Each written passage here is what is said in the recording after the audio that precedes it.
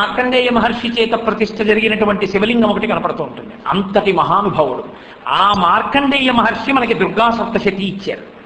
అంటే అది ఎంత గొప్ప శక్తి కలిగినదై ఉంటుందో, అంత పూనిక ఉన్నవాడి నోట్లోంచి వచ్చింది సప్తశతి. ఎందుకు రావాలి అంటే ఆయన ఎక్కడ నుంచి ఆవిర్భవించిందో పట్టుకుని మనకిచ్చారు. ఇది మీరు తెలుసుకుంటే చండీ హోమం యొక్క పూర్ణాహుతి ఎందుకు చూడాలో మీకు అర్థం అవుతుంది. సురధుడు సమాధి అని ఇద్దరు. సురధుడు క్షత్రియుడు, సమాధి వైశ్యుడు. వీళ్ళిద్దరూ సుమేధుడు అనబడేటటువంటి ఒక ముని ఆశ్రమానికి వెళ్ళారు. ఎందుకు వెళ్ళారు బాగా గుర్తుపెట్టుకోండి. కావాలని వెళ్ళిన వాళ్ళు కారు. వాళ్ళిద్దరూ ముని ఆశ్రమానికి వెళ్ళి మనం నమస్కారం చేద్దామని వెళ్ళలేదు. వాళ్ళిద్దరూ వెళ్ళే పరిస్థితి వచ్చింది. ఎందుకు వచ్చింది? రాజు ఈ భూమండలాన్నంతటినీ పరిపాలన చేసినటువంటి చక్రవర్తి, సమాధి వైశ్యుడు అపారమైనటువంటి ధన సంపత్తిని సంపాదించినవాడు. ఇద్దరూ మున్యాశ్రమానికి వెళ్ళడానికి కారణం లోభమునందు కలిగిన వైక్లభ్యం. రాజుకి ఈయన ఇంత రాజ్యానికి చక్రవర్తి కావడం ఏమిటి అని మిగిలిన రాజులందరూ తిరుగుబాటు చేసి ఆయన రాజ్యాన్ని లాగేసుకున్నారు. ధనికుడి యొక్క పిల్లలు, భార్య, వీళ్ళందరూ ఈయన మనం చెప్పినట్టు ఖర్చు పెట్టట్లేదు, ఈయన ఎంతసేపు ఈయన కోరుకున్నట్టే ఖర్చు పెడుతున్నాడని ఈయన ఐశ్వర్యాన్ని లాగేసుకున్నాడు. ఇప్పుడు ఇద్దరికీ ఎవరు ఆశ్రయం అయ్యారు? తెలిసో తెలియకో ఇద్దరూ ముని ఆశ్రమానికే వచ్చారు. ముని ఏం చేశాడు? ఎందుకు వచ్చారని అడగలేదు. ముని అంటే ఎవరంటే ఏ కారణం చేతనైనా సరే తాపమును పొందిన వాడికి ఉపశాంతినివ్వగలిగినటువంటి వటవృక్షమే గురువు. ఎవరికైనా ఆయన ఒక్కటే చెప్తాడు. ఏం చెప్తాడంటే ఈశ్వరుణ్ణి ఆశ్రయించు అంతే. కాబట్టి చెట్టుకి ఎవరొచ్చినా నీడనిస్తుంది. చెట్టు యొక్క లక్షణం అది. అలాగే ఎవరికైనా ఆశ్రయం ఇస్తాడు గురువు. కాబట్టి ఇప్పుడు ఆయన ఏం చేశాడు? అటు క్షత్రియుణ్ణి, రాజుని ఆదరించాడు, వైశ్యుణ్ణి ఆదరించాడు. వీళ్ళిద్దరి గురించి గురువు గారు అడగలేదు. మీరు బాగా పట్టుకోవాలి. దుర్గా సప్తశతి ఎందుకు వచ్చిందో పట్టుకోవాలి. మీరు చండీ హోమం ఎందుకు వచ్చిందో పట్టుకోవాలి. ఒకనాడు వైశ్యుడు ఎక్కడో కూర్చుని ఏదో బాధపడుతున్నాడు. రాజుగారు బాధపడుతూ ఆయన దగ్గరికి వెళ్ళాడు. ఈయన అలాగే బాధపడుతున్నట్టున్నాడే అని మీరు ఎవరని అడిగాడు. నేను వైశ్యుణ్ణి, నా పేరు సమాధి. ఎందుకు వచ్చావని అడిగాడు. ఏం లేదు, చాలా సంపాదించాను, భార్య పిల్లలు మోసం చేశారు, నా మీద కోపం వచ్చింది, నా ఐశ్వర్యం అంతా వాళ్ళు పుచ్చేసుకుని నన్ను ఇంట్లోంచి గెంటేశారు, ఇలా వచ్చేసాను ముని ఆశ్రమానికి, ఇక్కడ మనశ్శాంతి దొరుకుతుందని కూర్చున్నాను. ఇది గమ్మత్తు. ఎక్కడుంది మనశ్శాంతి? నీ ఐశ్వర్యంలో లేదు, నీ సామ్రాజ్యంలో లేదు. ఎక్కడుంది మనశ్శాంతి? ఈశ్వరుణ్ణి నమ్ముకున్న వాడి పాదాల చెంత ఉంది. అక్కడికి వచ్చానన్నాడు. రాజుని అడిగాడు, నువ్వెందుకు వచ్చావు? నా రాజ్యం అంతా సామంతులు మంత్రులు కలిసి స్వాధీనం చేసేసుకున్నారు, అందుకని నేను వచ్చాను. ఇద్దరు ఒకళ్ళ కూడా ఒకళ్ళు చెప్పుకున్నారు. నీకు ఇప్పుడు ఏమిటి కోరిక అంటే, నా రాజ్యం ఎలా ఉందో, నా మంత్రులు ఎలా ఉన్నారో, నా ప్రజలు ఎలా ఉన్నారో, నా కోశాగారం ఎలా, వాళ్ళందరూ నిన్ను మోసం చేశారుగా, మరి వాళ్ళ గురించి ఎందుకు ఆలోచన? అదే నాకు అర్థం కావట్లేదు. ఇంత నన్ను మోసం చేసినా ఇంకా నాకు వాళ్ళ మీదే ఆశ, ఇంకా నాకు వాళ్ళ గురించి ఆలోచన. ఓహో, అయితే సమాధి నువ్వు దేని గురించి ఆలోచిస్తున్నావు?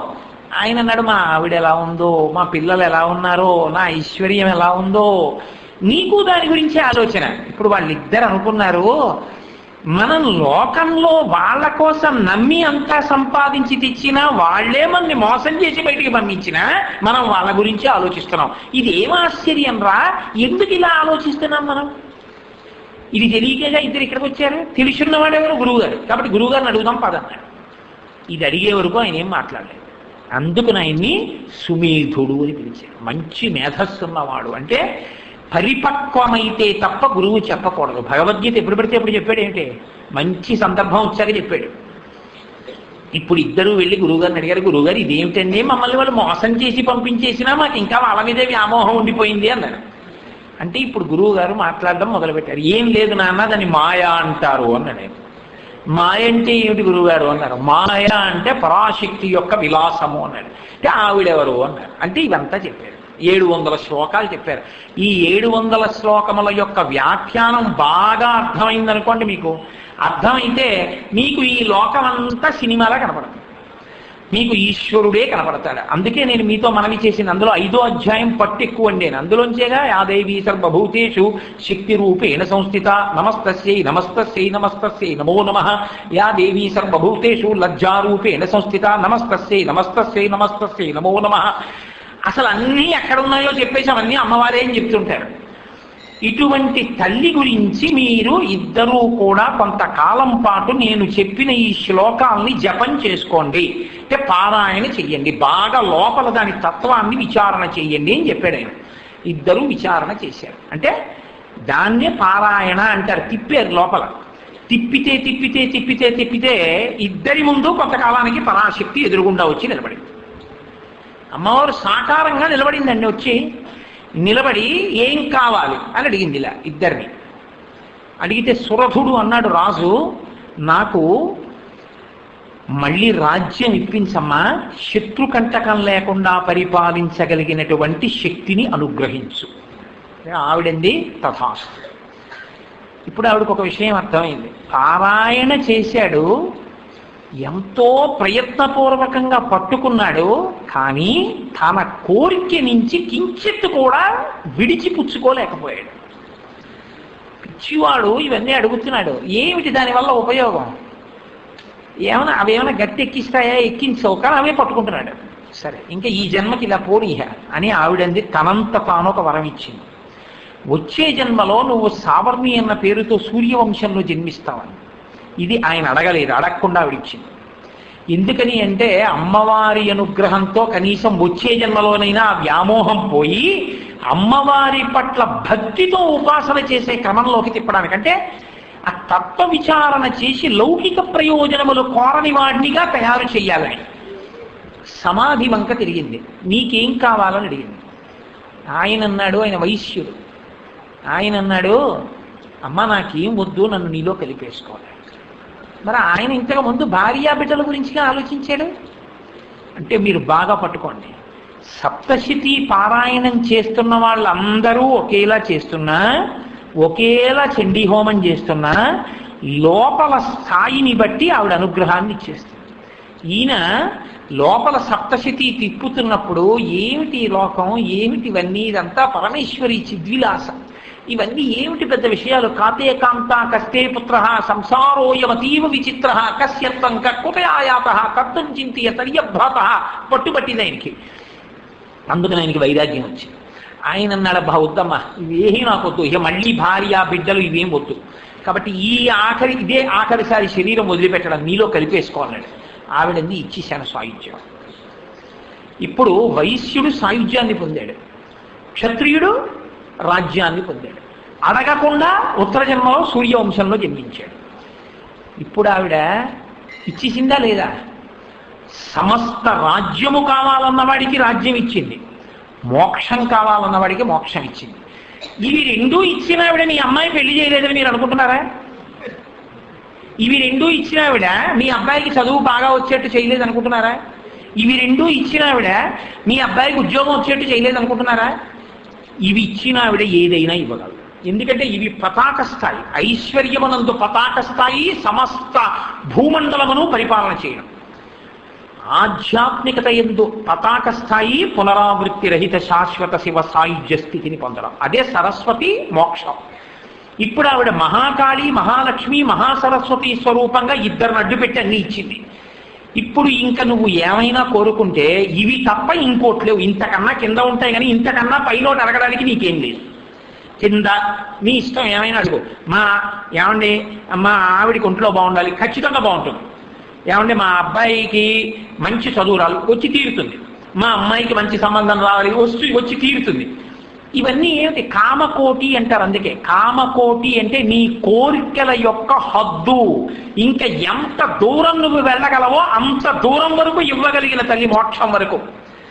ఇప్పుడు సమస్త భూమండలాన్ని పరిపాలించేటట్టు చెయ్యగలిగిన తల్లి ఏముంది? ఆయన వెనకాతల సైన్యం, ఆవిడ అనుగ్రహించింది, అయిపోయాడంతే. అపాంగత్తే లబ్ధ్వా జగదిదమనంగో విజయతే. ఆవిడ కడగంటి వీక్షణ పడిందనుకోండి, ఏదైనా దొరుకుతుంది. ఇప్పుడు ఆవిడని స్తోత్రం చేసి సప్తశతీ పారాయణ చేస్తేనే అంత ఫలితం ఇస్తే, సశాస్త్రీయంగా జగద్గురువుల అనుగ్రహంతో హోమనీ చేసి వైశ్వానర ముఖంగా అగ్నిముఖంగా ప్రతిరోజు అమ్మవారి యొక్క స్వరూపాల్ని పిలుస్తూ మీరు హవిస్సులిస్తే అమ్మవారు ఆ హవిస్సు తిని ప్రీతి చెందిపోతే ఆ ప్రీతి చెందిపోయినటువంటి స్వరూపం పరమ ప్రీతి చెంది కార్యక్రమ పరిసమాప్తికి పూర్ణాహుతి అని పేరు. ఇప్పుడు ఆ పూర్ణాహుతి ఎవరు చూస్తారో వాళ్ళ పూర్వం జరిగిన కార్యక్రమం అంతా చూసి పాల్గొన్న వాళ్ళతో సమానం. అందుకని దేనికి వెళ్ళలేకపోయావు, కనీసం పూర్ణాహుతికి వెళ్ళంటారు. కాబట్టి పూర్ణాహుతి చూడటం అంటే ఎంత అదృష్ట విశేషమో చూడండి. అటువంటి అదృష్ట విశేషం మన్ని వెతుక్కుంటూ వచ్చింది. రేపటి రోజు పూర్ణాహుతి చూడగలం. ఇప్పుడు ఇటువంటి తల్లి కాబట్టే, ఇంత వైభవాన్ని ప్రకాశింపచేసినటువంటి తల్లి కాబట్టే శారదా నవరాత్రుల్లో అమ్మవారిని పూజ చేస్తే మహాకాళి, మహాలక్ష్మి, మహాసరస్వతి స్వరూపిణి శ్రీ శారదా పరమేశ్వరి అయి నమో నమః అంటాం. లేకపోతే శ్రీ చాముండాయ నమో నమః, శ్రీ దుర్గా స్వరూపిణ్యై నమో నమః, శ్రీ మహేశ్వరి స్వరూపిణ్యై నమో నమః. మీరు అక్కడ ఏ మూర్తిని ప్రతిష్ఠ చేయండి, దేవాలయంలో ఏ పేరుతో ఉండనివ్వండి, ఆవిడే ఈ మహాకాళి, మహాలక్ష్మి, మహాసరస్వతి స్వరూపంతో ఉందని చెప్తారు. ఇలా చెప్పడం వెనక ఉన్న రహస్యం అది. ఇప్పుడు అటువంటి తల్లి ఏదైనా మీకు ఇవ్వగలదు, ఇది చెప్పడానికే శంకరాచార్యుల వారు ఎంతటి మహాపురుషుడంటే నిజంగా శంకరుల పేరు ఎత్తితే చాలండి. నేను ఇందాకనే ఎవరితోనో అంటున్నా, నమశంకర భానవే. ఆయన భానుడు అంటే ఆయనే సూర్యుడు. ఆయన పేరు ఎత్తితే చాలు ఉన్న చీకటి విచ్చిపోతుంది. అంతటి మహాపురుషుడు కనుకనే ఆయన ఒక ఆశ్చర్యకరమైనటువంటి మాట ఒకటి చెప్పారు లోకంలో. సౌందర్యలహరి చేస్తూ ఆయన అమ్మవారిని ఆనంద భైరవీ స్వరూపంగా కీర్తన చేస్తూ, పరమశివుణ్ణి ఆనంద భైరవ స్వరూపంగా స్తోత్రం చేస్తూ, ఇద్దరి గురించి మాట్లాడుతూ ఆయన ఒక మాట అన్నారు, తవాధారే మూలే సహ సమయయా లాస్యపరయా అన్నారు అమ్మవారిని. అమ్మ, ఆయన తాండవం చేస్తాడు, నువ్వు లాస్యం చేస్తావన్నారు. ఇది మీరు బాగా పట్టుకోండి. తాండవము శివుడు చేస్తాడు, అమ్మవారు లాస్యం చేస్తుంది. ఏమిటి తాండవానికి లాస్యానికి తేడా? ఆవిడ తాండవం చేయకూడదా, పరమశివుడు లాస్యం చేయకూడదా? అలా చేయడన్నారు శంకరాచార్యుల వారు. శివుడు తాండవమే చేస్తాడు, అందుకే శివుడు తాండవం చేస్తాడు, శివుడు తాండవం చేసే సమయం అయిందంటారు. అమ్మవారు చేస్తే తాండవం అంటారు, లాస్యం అంటారు. ఎందుకు ఈ రెండు తేడాలు వచ్చాయి? ఇది మీరు బాగా పట్టుకోగలిగితే, ఇందులో తాండవము అన్న మాట ఎప్పుడు ఉపయోగిస్తారంటే దాని ఎందు జతివేగమును బాగా పట్టుకుని ఉండాలి. జతివేగము, గతివేగము ఈ రెండూ తెలిస్తే తాండవం అంటారు. నృత్యమునందు ఈ రెండు చాలా ముఖ్యంగా ఉంటాయి. అంటే గతి అంటే కదలికలు ఒకే వేగంతో ఒకేలా వెడుతూ ఉండాలి. వాటి వేగం అసలు ఎవరూ కూడా అనూహ్యముగా ఉంటాయి కొన్ని. అందుకే తాండవం చేసేటటువంటి శంకరుడికి పక్కన వాయిద్యాలు మ్రోగించాలంటే ఎవరు పడితే వాళ్ళు సరిపోరు. 1000 చేతులతో శ్రీ మహావిష్ణువు వచ్చి కూర్చుని మృదంగం వాయించాలి. ఇటువంటి వాళ్ళు అందుకే అసుర సంధ్య వేళలో ఇంకో గుడికి వెళ్ళకు, శివాలయానికి వెళ్ళంటారు. ఎందుకంటే ఆయన తాండవం చేస్తాడు ప్రదోష వేళలో. ఆయన తాండవం చేసే సమయంలో దేవతలందరూ అక్కడే ఉంటారు. శివాలయానికి వెళ్తే అందరినీ చూపించినట్టే. ఒక్క నరసింహస్వామి దేవాలయం మాత్రం మినహాయింపు. షట్కాల శివపూజ, షట్కాల నరసింహారాధన. కాబట్టి శివుడు తాండవం చేస్తాడు, అమ్మవారు లాస్యం చేస్తుంది. లాస్యం అంటే ఏమిటో తెలుసా అండి?